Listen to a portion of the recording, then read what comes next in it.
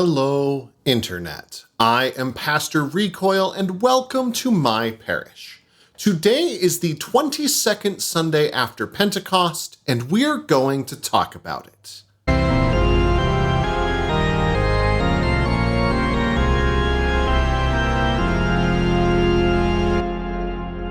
Welcome to Pastor Recoil's parish, where I talk about some things that you may not have heard about in church, either because it's not quite appropriate for all audiences, or it just isn't something that's easy to talk about in a sermon. The readings for the 22nd Sunday after Pentecost are Deuteronomy 34, 1 through 12, Psalm 90, 1 through 6 and 13 through 17, 1 Thessalonians 2, 1 through 8, and Matthew 22, 34 through 46. We're talking about the right way to talk about one's faith. See, in current, especially American Christianity, the state of evangelism is kind of a mess. Now, I'm not exactly going to pull any punches about that today either.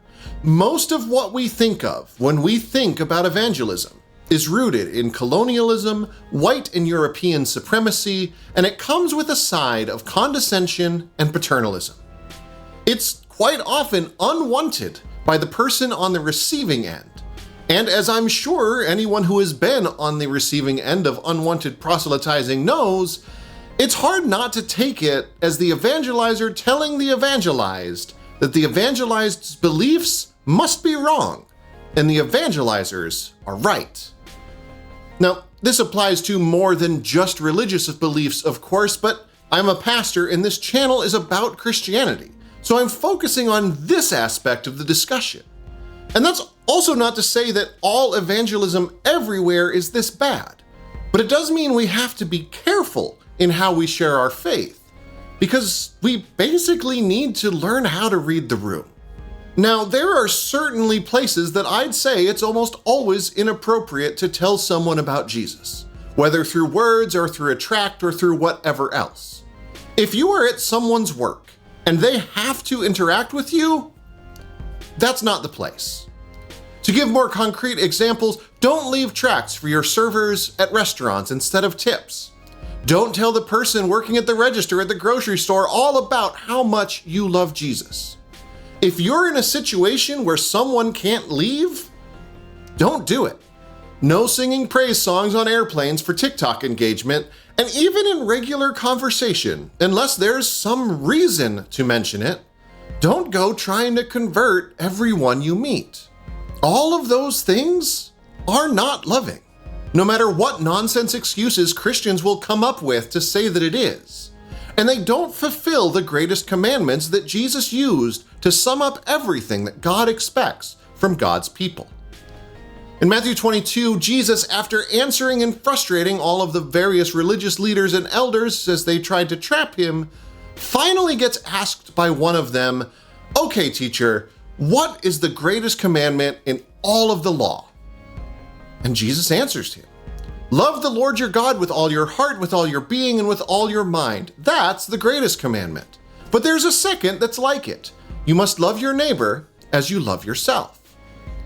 Now that's pretty darn close to what we know as the golden rule, which, depending on your outlook and where you've heard it, is either act towards others as you would have them act towards you, or don't act towards others as you would rather they not act towards you. Now, I happen to like the latter interpretation because of its straightforwardness. When it comes to evangelism, I think this is a question we ought to ask ourselves. If someone of another set of beliefs did to us what we did to them, would we receive it as love or as something else? So how should we share our faith then? If evangelism has so many problems, should we just not do it? There's certainly some folk who have that perspective, and I can see where they're coming from. There are a lot of problems with assuming our own rightness to a point that we belittle those who believe differently from us. There's also a time and place for more explicit conversations about the good news that we have in Jesus. The most obvious time is when someone asks. Then it's certainly appropriate to answer their question. The best way to share our faith, though, is by living it out, by actually loving those around us the way that we would want to be loved in return. I think we see this in Paul's letter to the Thessalonians, as he recites how he shared God's good news with them. Our appeal isn't based on false information, wrong motives, or deception. We never used flattery, and God is our witness that we didn't have greedy motives. We didn't ask for special treatment from people, not from you or from others. Instead, we were gentle with you, like a nursing mother caring for her own children. We were glad to share not only God's good news with you, but also our very lives, because we cared for you so much. It's unfortunate just how different Paul's description of evangelism is from how evangelism often happens today. So much of what gets called evangelism relies on exactly the things that Paul says he didn't do. But underneath Paul's description of how he preached to the Thessalonians is humility and love.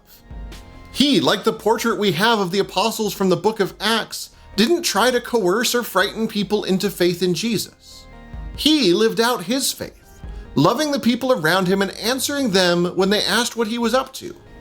And maybe that's really what we ought to do. Authentically live out our faith with humility and love. And through us, folk may see the kingdom of love that God revealed in the resurrection of Jesus Christ. So if you want to see more content like this, check out the links to my right, or click the logo below my face to subscribe so you'll know when my next video comes out. Thank you for watching, and take the time this week to love your neighbor as yourself, especially if you don't like them all that much.